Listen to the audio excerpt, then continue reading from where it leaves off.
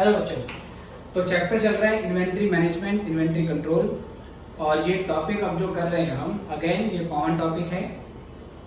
किसका? Group 1 costing का, group 2 financial management का और ग्रुप 2 ऑपरेशन मैनेजमेंट का। तो तीनों में ये टॉपिक कॉमन है। जब भी हम इन्वेंट्री कंट्रोल या मैनेजमेंट की बात करते हैं तो उसमें दो मेन मुद्दे होते हैं।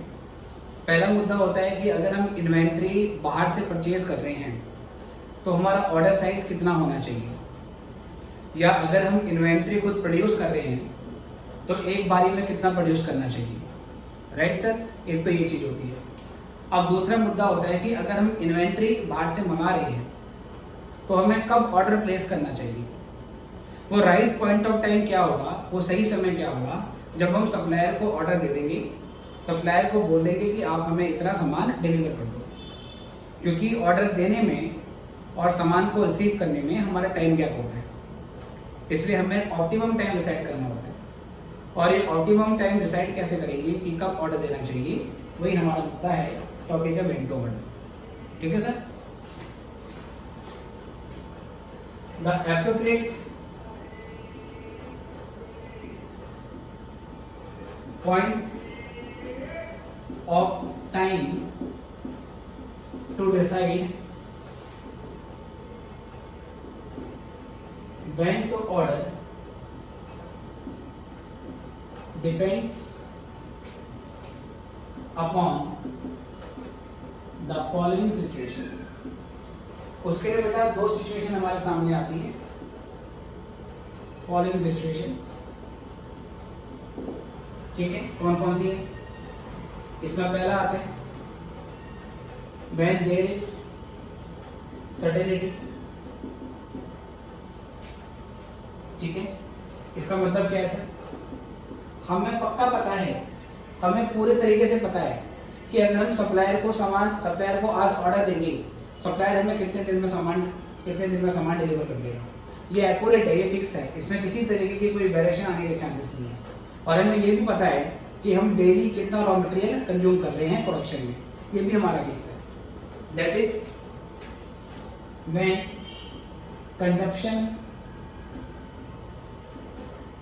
Per day of material and suppliers lead time का मतलब सप्लायर कितने दिन में सामान डिलीवर करेगा। सप्लायर से lead time are fixed and constant. ये फिक्स्ड और कांस्टेंट है, ये चेंज नहीं होने वाला है। ठीक है बेटे, एक हमारे पास कंडीशन ये है। In this case we calculate reorder point only. इस सिचुएशन में हम केवल रीऑर्डर पॉइंट निकालते हैं। रीऑर्डर पॉइंट का मतलब क्या है सर? रीऑर्डर पॉइंट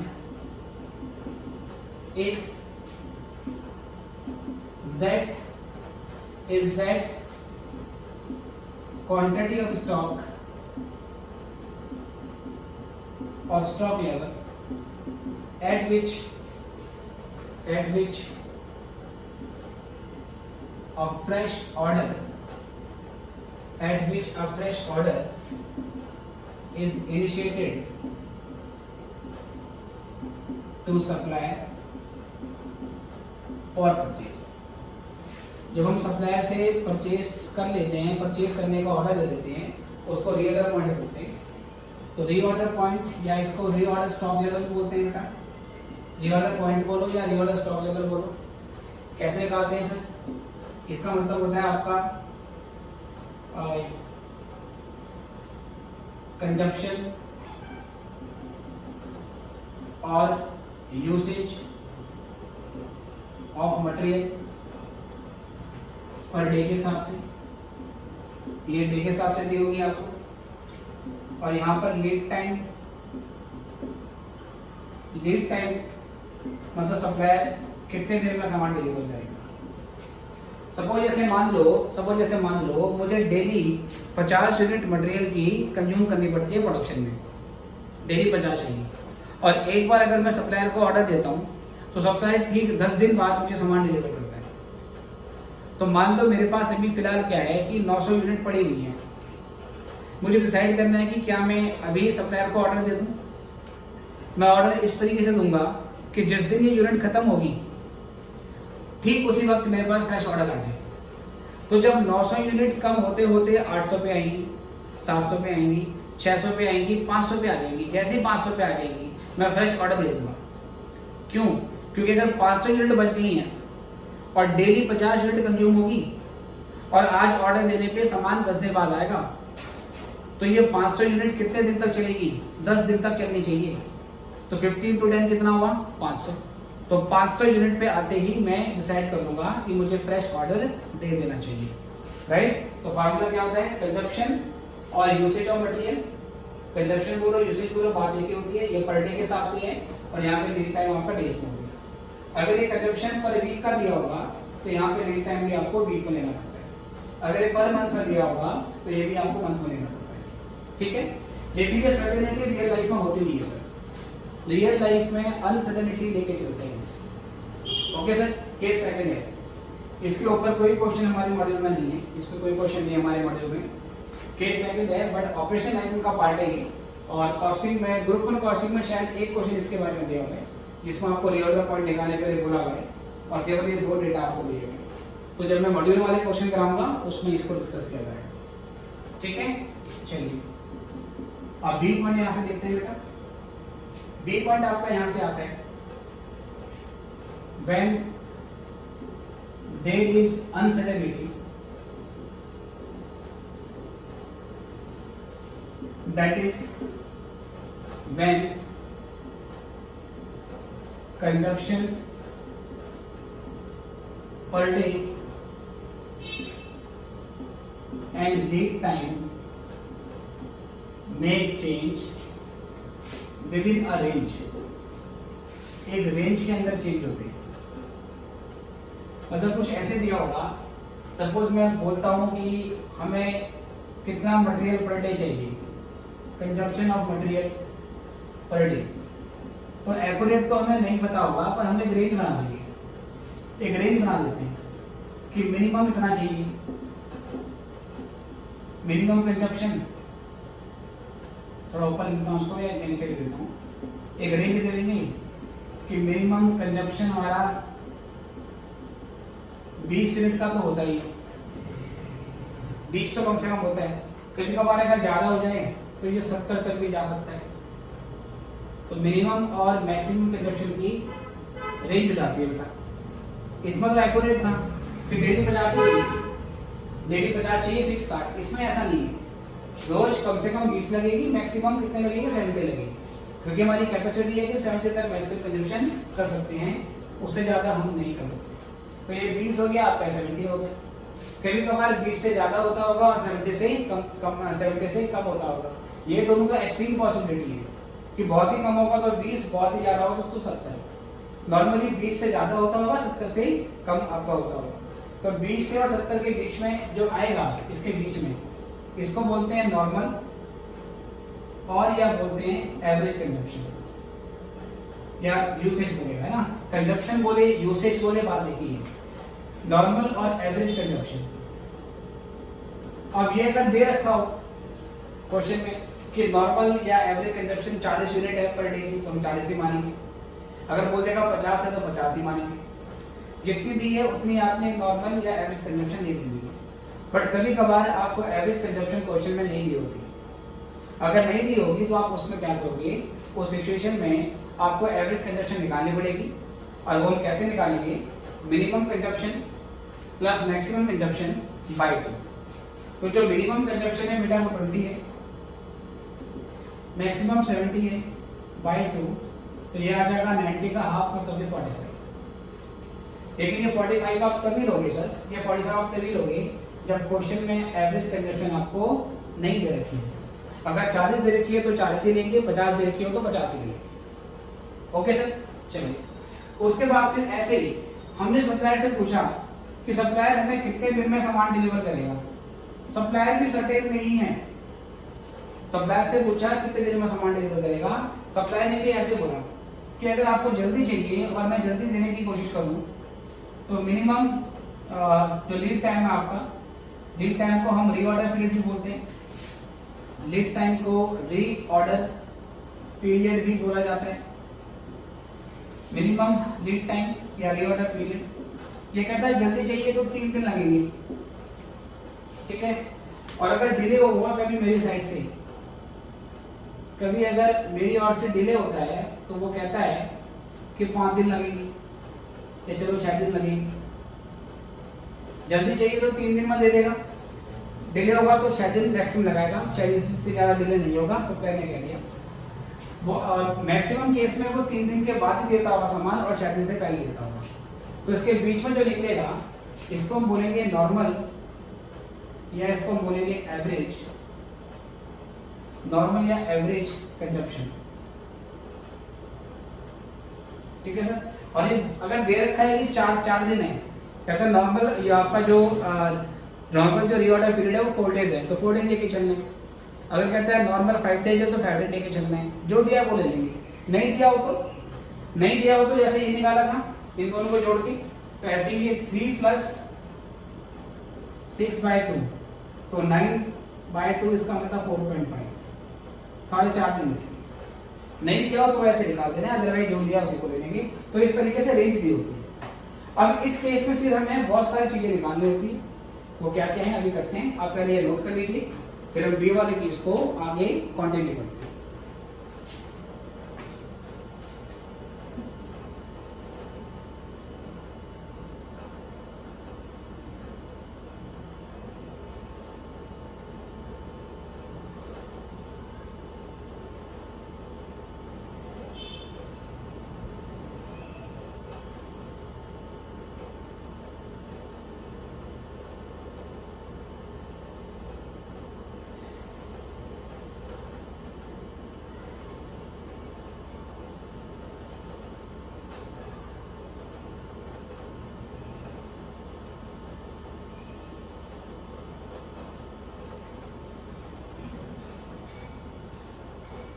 चलो बेटा यहाँ से आगे बढ़ते हैं।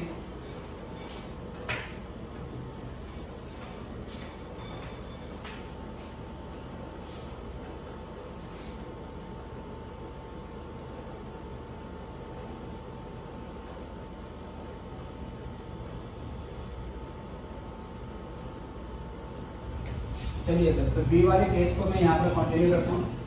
आप किसी भी टाइम वीडियो को पॉज करके इसको नोट कर सकते हैं।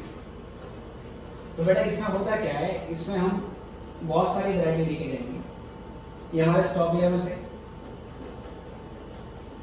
ठीक है। मैं देखता हूँ ये हमारे कैवरेज में पूरा आ रहा है या नहीं। ये विजिबल है, ये स्टॉक लेवल है, जहाँ पर ये 0 है बेटा, यहाँ स्टॉक आपका बिल्कुल हो जाएगा खत्म, और जो स्टॉक खत्म होगा इस पॉइंट पे तो उसको स्टॉक आउट बोलते हैं। स्टॉक आउट का मतलब स्टॉक 0। फिर ये स्टॉक का हाईएस्ट लेवल है, इसको बोलते हैं maximum stock level. Stock level हमारे पास मैक्सिमम कितना होना चाहिए उसको मैक्सिमम स्टॉक लेवल बोलेंगे। अगर इससे ज़्यादा स्टॉक होगा तो इसका ये मतलब है आपने ज़बरदस्ती ज़्यादा इन्वेंट्री रखी हुई है और बेकार में अपना पैसा ब्लॉक किया गया है।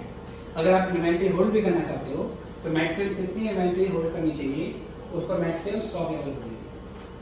फिर जब ये कम होते सर इसको यूज करेंगे, यूज करते करते नीचे आने लगेगा। एक टाइम ऐसा आएगा जब हम डिसाइड करेंगे कि हमें अब क्या करना चाहिए, एक फ्रेश ऑर्डर दे देना चाहिए। तो इसको रीऑर्डर स्टॉक लेवल निकालेंगे, रीऑर्डर स्टॉक लेवल। फिर रीऑर्डर स्टॉक लेवल से नीचे आएंगे बेटा, इससे नीचे आएंगे, इससे नीचे हमारा मिनिमम स्टॉक लेवल होगा। मिनिमम स्टॉक लेवल स्टॉक का वो लेवल है जितना स्टॉक हमारे पास हमेशा अवेलेबल होना चाहिए। अगर स्टॉक लेवल इससे नीचे चला गया तो ये खतरे की बात है ना। फिर कभी भी इन्वेंट्री की शॉर्टेज होने के चांसेस रहते हैं। मिनिमम स्टॉक लेवल को आप बफर या सेफ्टी स्टॉक भी बोलते हैं, बफर या सेफ्टी स्टॉक। मिनिमम से भी नीचे एक पॉइंट आता है जब आपको इन्वेंट्री को परचेज करने के लिए एडिशनल एफर्ट लगाने पड़ते हैं, जहाँ पर आपको नए सप्लायर से कुछ फ्रेश इन्वेंट्री खरीदनी होती है, इसको बोलते हैं डेंजर स्टॉक लेवल। ठीक है बेटे, तो ये डिफरेंट लेवल है। जब स्टॉक बिल्कुल जीरो हो जाएगा उसको स्टॉक आउट बोलते हैं। उसके अलावा ये 4 लेवल है, और इन 4 लेवल के अलावा एक एवरेज स्टॉक लेवल होता है, वो भी हमें सीखना है। अब इन सब के फॉर्मूले क्या क्या है, कैसे निकालते हैं, वो हम सीखेंगे। तो मैं इसके आगे करता हूँ। फिलहाल पहले ये वाला जो पोर्शन है इसको मैं मिटा देता हूँ। या आपने नोट कर लिया होगा, या आप किसी भी टाइम वीडियो को पॉज करके आराम से इसको नोट कर सकते हैं।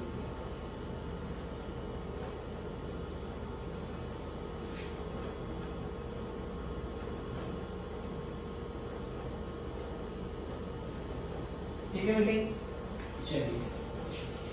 तो इसमें हमारे कुछ फॉर्मूले हैं जो आपको ध्यान से देखने हैं। पार्ट नंबर बी के इसमें पहला आएगा आपका बेटा रीऑर्डर स्टॉक लेवल। ठीक है, रीऑर्डर स्टॉक लेवल इस तरीके से निकालते हैं ताकि अगर सप्लायर मैक्सिमम डिले करते हैं, सप्लायर पूरे 10 दिन लगाए, है ना, क्या सप्लायर ने बोला था कि 3 से 6 दिन लगेंगे, तो सप्लायर 6 दिन पूरे लगा दें अगर ऐसा होता है तो। और हमें डेली की मैक्सिमम यूनिट कंज्यूम करनी है। लाइक हम 20 यूनिट से 70 यूनिट कंज्यूम करते थे, 20 मिनिमम था, 70 मैक्सिमम था। और मान लो कि हमें 70 यूनिट्स पर डे कंज्यूम करनी है, हमारे ऊपर डिमांड ज़्यादा आई है, ऑर्डर ज़्यादा आए हैं, तो 70 यूनिट्स हम डेली प्रोड्यूस करेंगे। और सप्लायर भी कह रहा है वो 6 दिन में ही सामान देगा, वो भी अपने लीड टाइम को पूरा यूटिलाइज कर रहा है। तो ये जो हमारे सामने एब्नॉर्मल सिचुएशन आ जाती है, जब दोनों चीज़ें हाई हों, यूसेज रेट भी हाई हो और लीड टाइम भी हाई हो, उसे कवर करने के लिए हमारा रीऑर्डर पॉइंट निकाला जाता है। तो रीऑर्डर पॉइंट में हम दोनों चीज़ें लेते हैं, मैक्सिमम वाली, इसमें लेंगे हम मैक्सिमम कंजम्पशन, इसमें हम लेंगे मैक्सिमम कंजम्पशन। ठीक है बेटे, ये मान लो पर डे के हिसाब से, और multiplied by maximum reorder period. जैसे मेरे एग्जांपल में मैक्सिमम रीऑर्डर पीरियड कितना था, 6 डेज था, है ना बेटा, 6 दिन था हमारा, 6 दिन था बेटा, बिल्कुल सर 6 दिन था। और जो मैक्सिमम कंजम्पशन था वो बेटा हमारा 70 था, तो 70 × 6 कर देंगे तो 420 यूनिट आएंगे। ओके, तो ये हो गया maximum consumption multiplied by maximum reorder period. अगर ये पर डे में है तो ये भी डेज में होगा। अगर बेटा ये हमारा वीक में होगा तो ये भी वीक में दिया होगा, अगर ये मंथ में होगा ये भी मंथ में होगा। तो पहले मैंने रीऑर्डर निकाल लिया। फिर आप देख रहे हैं रीऑर्डर से नीचे आपका मिनिमम स्टॉक लेवल है, तो इसका मतलब मिनिमम स्टॉक लेवल को निकालने के लिए मुझे रीऑर्डर स्टॉक लेवल से नीचे आना पड़ेगा। ठीक है सर, मिनिमम स्टॉक लेवल पहले है क्या, stock level is minimum quantity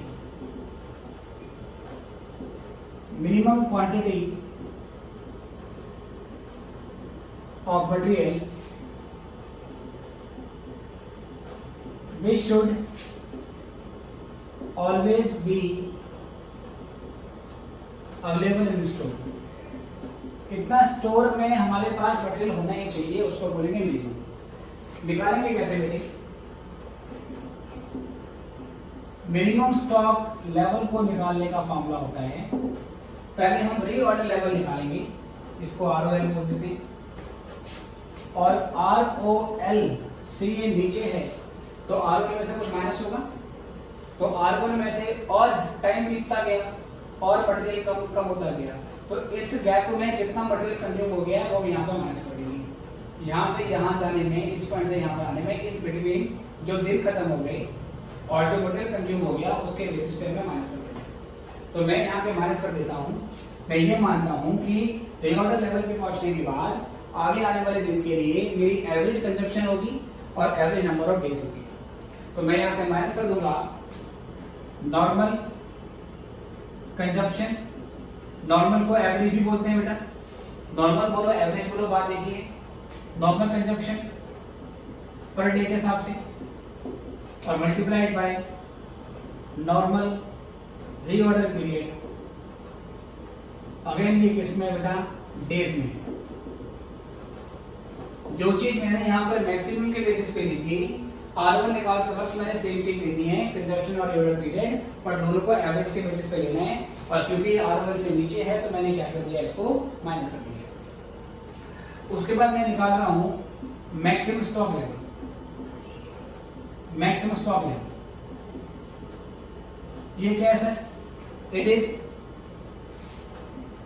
maximum quantity of material beyond which it should not be stored। इससे ज़्यादा मटेरियल आपको स्टोर नहीं करना चाहिए। अगर इससे ज़्यादा मटेरियल स्टोर कर लोगे तो बेटा इसका ये मतलब होगा अननेसेसरी आपने अपना कैश ब्लॉक कर रखा है। इतना मटेरियल तो आपको चाहिए भी नहीं, इतना बेसिकली अभी परचेज करने की कोई जरूरत नहीं है। और ये जो मैक्सिमम स्टॉक लेवल है बेटा, ये रीऑर्डर लेवल से ऊपर है ना। अगर ये ऊपर है तो मुझे ROL में कुछ प्लस करना पड़ेगा। तो मेरा फॉर्मूला क्या बनेगा? मेरा फॉर्मूला बनेगा मैक्सिमम स्टॉक लेवल का। ये फॉर्मूला था मिनिमम स्टॉक लेवल का। अब है maximum stock level ROL, reorder level. Reorder पे आते ही हम एक फ्रेश ऑर्डर दे देते हैं।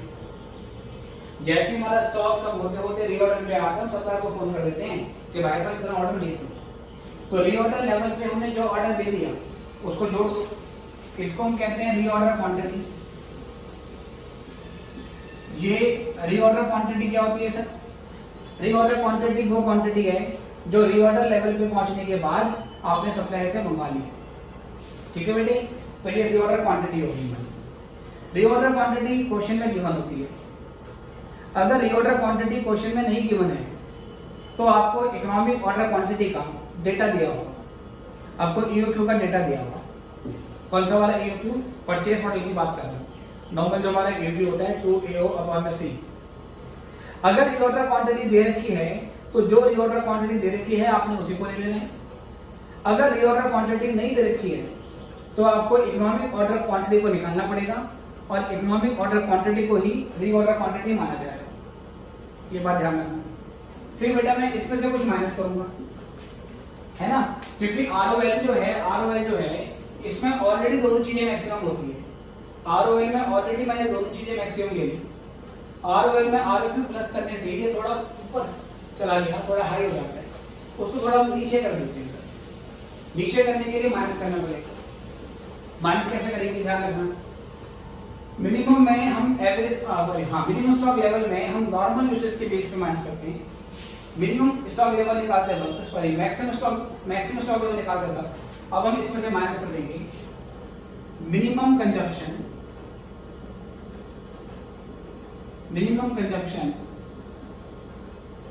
या usage per day into minimum reorder period. आपको बेटा क्या कर देना है, मिनिमम कंजप्शन को मिनिमम रीऑर्डर से मल्टीप्लाई करके माइनस कर देना है। क्योंकि ये आंसर मेरा मैक्सिमम आना चाहिए बेटा, मेरा ये आंसर आना चाहिए मैक्सिमम। इन तीनों का रिमाइंडर मैक्सिमम तभी आएगा जब यहाँ पर कम से कम माइनस होगा, राइट। जब हम यहाँ पर कम से कम माइनस करेंगे तभी तो ये मैक्सिमम बनेगा। इसलिए हम यहाँ पर एवरेज के बेसिस पे माइनस नहीं कर सकते, क्योंकि अगर average consumption into average order period ले लिया फिर तो ROL माइनस एवरेज, ये तो बन जाएगा मिनिमम स्टॉक लेवल। अगर मैं यहाँ पे maximum consumption into maximum order period ले लूँ तो वो तो ROL का फॉर्मूला होता है, फिर वो कट ही जाएगा। इसलिए एवरेज भी ले नहीं सकते, मैक्सिमम भी यहाँ पे मैक्सिमम भी नहीं लेंगे, क्या बचा मिनिमम।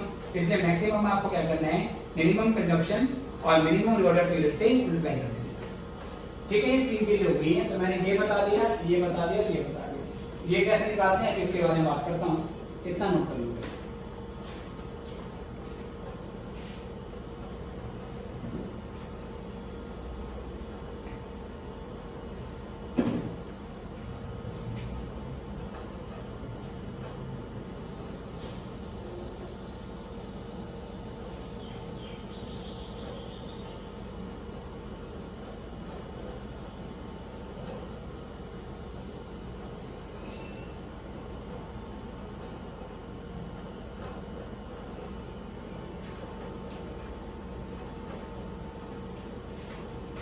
चलो बेटा, आई गेस ये आपने लिख लिया होगा, अदरवाइज आप किसी भी टाइम वीडियो को पॉज करके इसमें से लिख सकते हैं। ठीक है बेटे, अब डेंजर की बात करते हैं।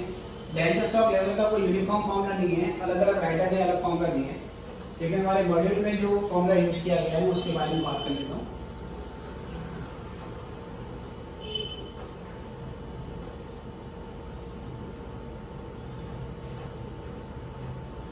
चलो, तो इसमें बेटा हमारे पास चौथा आता है danger stock level.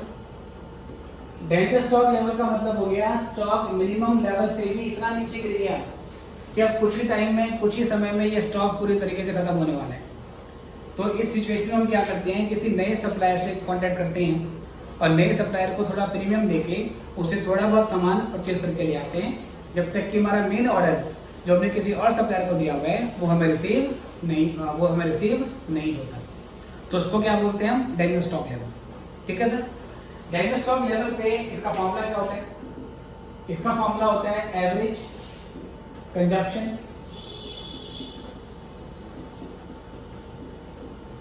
Per day, average consumption per day, और इसको हम मल्टीप्लाई कर देंगे reorder period for emergency purchase. Emergency purchase के लिए आपने रीऑर्डर पीरियड को ले लेना है। ठीक है sir, average consumption per day multiplied by reorder period for emergency purchase.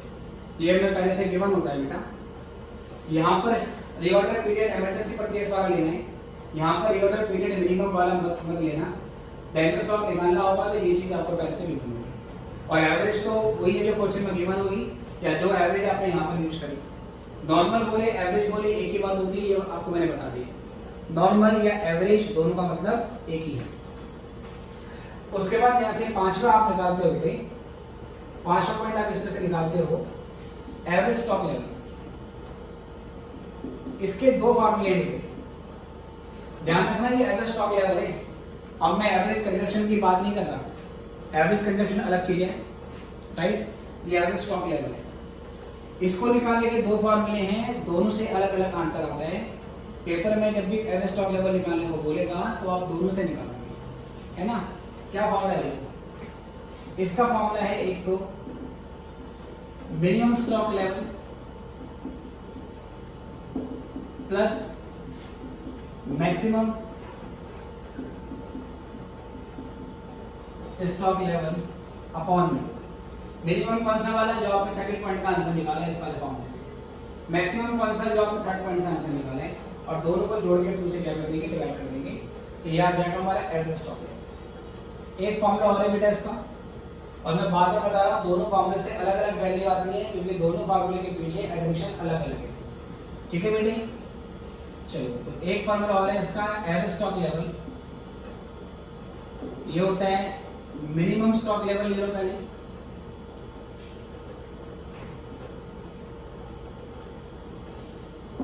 Plus half of reorder quantity. Reorder quantity question में गिवन होती है, नहीं गिवन होगी तो ईओक्यू निकालोगे, और ईओक्यू को क्या बोलते हैं, रीऑर्डर क्वांटिटी। ठीक है sir, minimum stock level plus 1/2 into reorder quantity. ये वाले फॉर्मूले के पीछे एजम्पशन क्या है, आपने जो ईओक्यू मॉडल किया है उस ईओक्यू मॉडल में आपको पता है कि जो एवरेज स्टॉक होता है वो ऑर्डर साइज का आधा होता है ना। जब वहां पर टोटल कैरिंग कॉस्ट निकालते थे, टोटल कैरिंग कॉस्ट को निकालने के लिए हम वहां पे लेते थे एवरेज इन्वेंटरी इन स्टोर, वो हाफ ऑफ ऑर्डर साइज होती थी, इससे पहले हाफ कर दिया। और मिनिमम तो हमेशा हमारे पास होता है, ये तो हमेशा ही होगा, तो ये हमेशा स्टोर में है, और ये क्यों कहता है इतना ऑर्डर साइज का आधा हमेशा हमारे पास होता ही है, इसलिए इस लॉजिक से ये निकाल दिया। इस फॉर्मूले से आंसर, इस फॉर्मूले से आंसर दोनों से डिफरेंट आएगा, पर दोनों को ठीक माना जाएगा। पेपर में आप दोनों से निकाल देना जब भी एवरेज स्टॉक लेवल निकालने को बोलेगा। ओके जी, इसको नोट करेंगे और फिर मैं इसके ऊपर एक क्वेश्चन करता हूँ।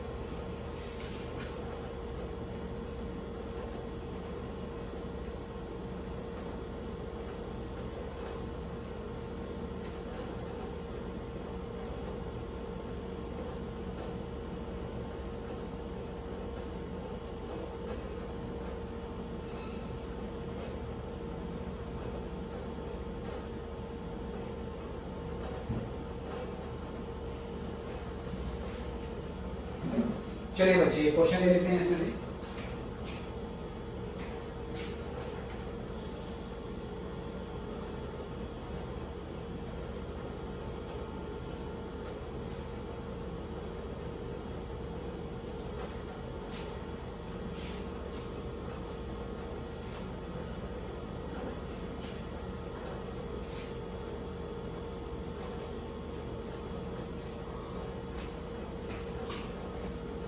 चलिए बेटे क्वेश्चन है,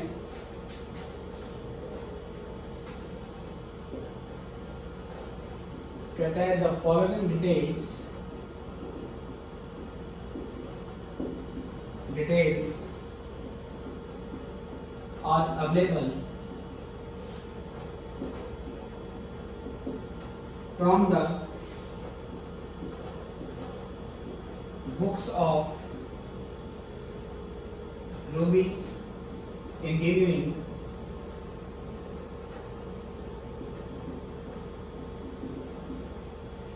Works Limited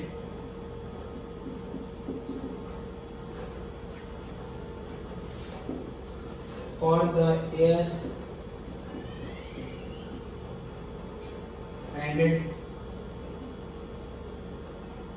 on 31st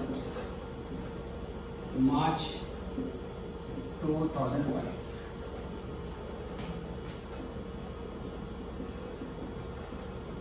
Monthly demand of final product manufactured by Ruby Engineering Works Limited। ठीक है बेटे, इसको शॉर्ट है मैंने REW लिख दिया, रूबी इंजीनियरिंग वर्क्स लिमिटेड। ये प्रोडक्ट बनाती है, उसकी डिमांड है 2000 यूनिट्स। ऑर्डर कॉस्ट ₹200 पर order. Annual carrying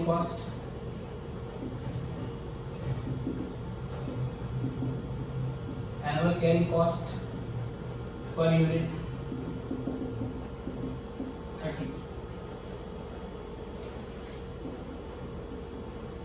normal usage of material 100 units per month। ठीक है, पर मंथ।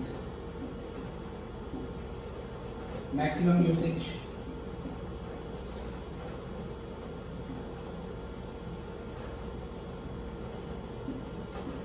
ऑफ मटेरियल, ये आपको दे रखा है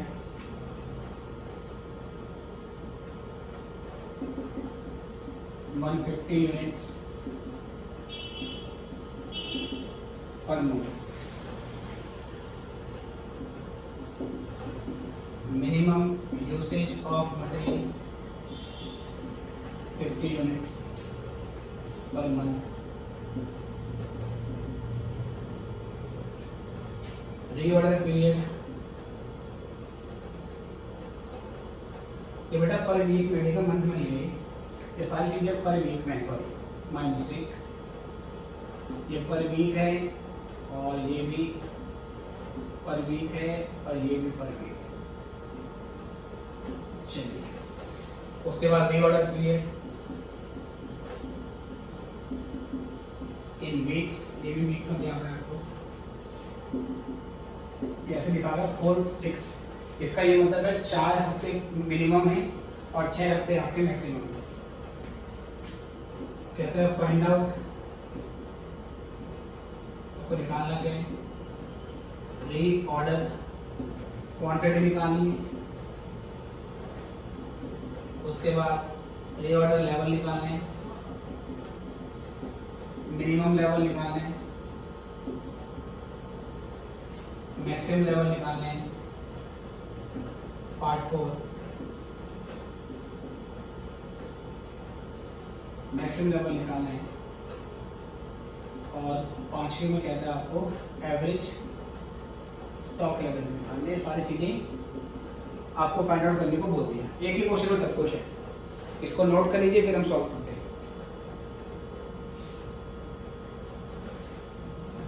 आगे लाइन बोली है, assume 52 weeks in an year. नहीं भी बोला होता तो एक साल में 52 वीक ही होते हैं।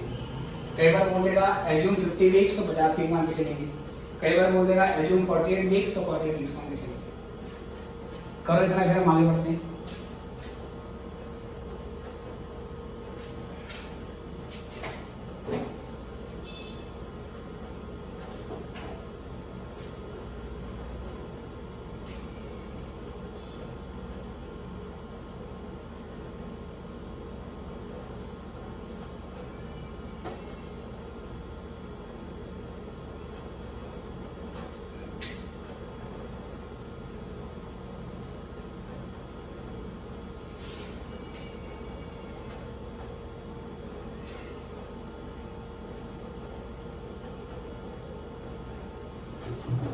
ओके बच्चों, आई गेस क्वेश्चन आपने नोट कर लिया होगा, अदरवाइज आप किसी भी टाइम वीडियो को पॉज करके इसको नोट कर सकते हैं।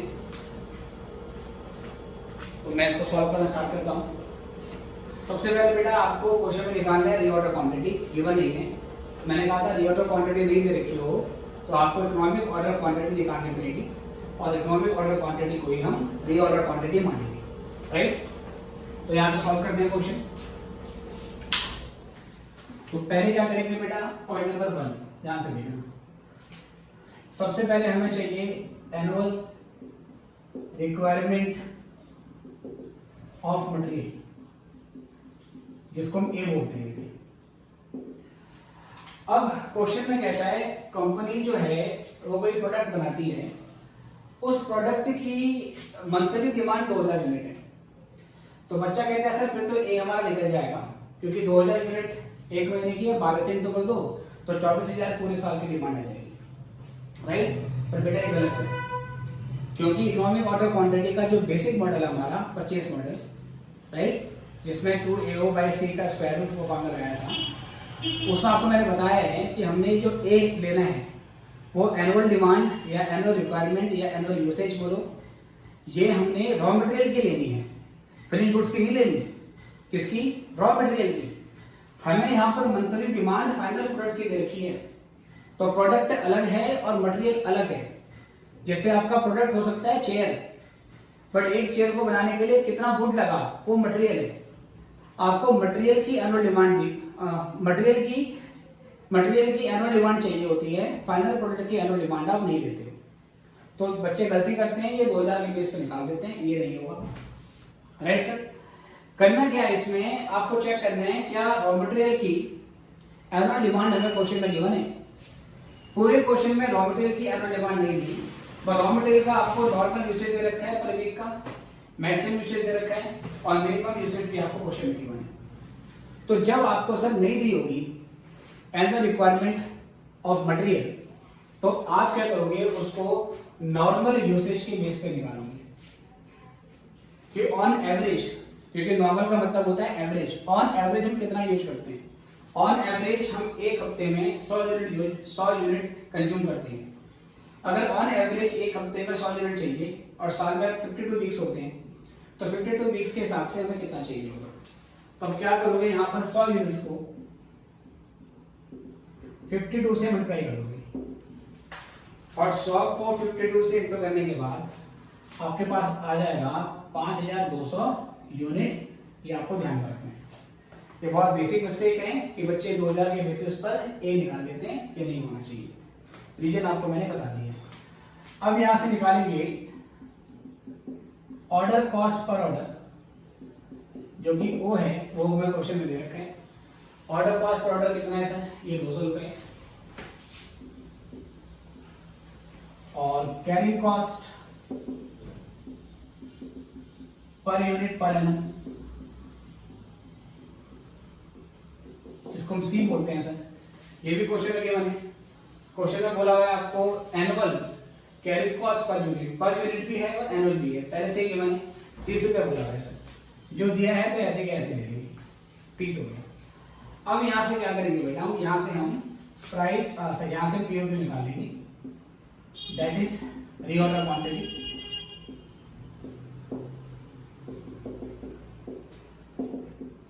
तो ये 2AO/C,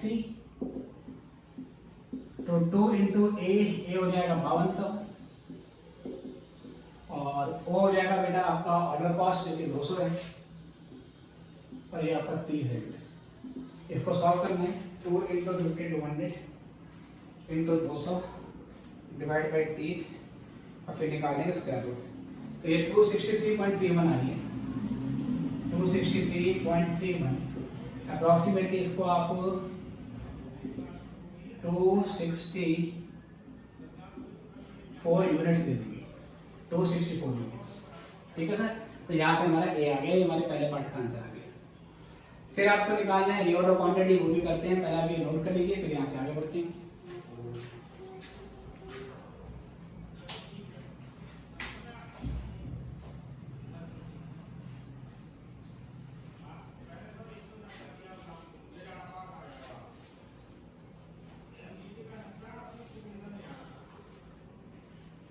चलिए आई गेस आपने कर लिया है। इसके सेकंड पार्ट में आपको निकालना है रीऑर्डर लेवल। ROL का फॉर्मूला होता है मैक्सिमम यूसेज और मैक्सिमम रीऑर्डर पीरियड। जिसमें बताया था अगर ये डेज में होगा तो ये भी डे में होना चाहिए, अगर ये वीक में है तो ये भी वीक में होना चाहिए, अगर ये मंथ में हो तो ये मंथ में होना चाहिए। तो बेटा जो मैक्सिमम यूसेज है वो 150 यूनिट पर वीक है, ये वीक में दे रखी है। और आपको जो रीऑर्डर पीरियड है सर 4 से 6, जिसमें 4 मिनिमम है और 6 आपका मैक्सिमम है, ये भी वीक में दे रखा है। तो हम सीधे यूटिलाइज कर सकते हैं। तो 150 की 6 से इंटू कर दो तो 900 यूनिट का आपका ROL आ गया, राइट सर। और आपको निकालना है मिनिमम स्टॉक लेवल।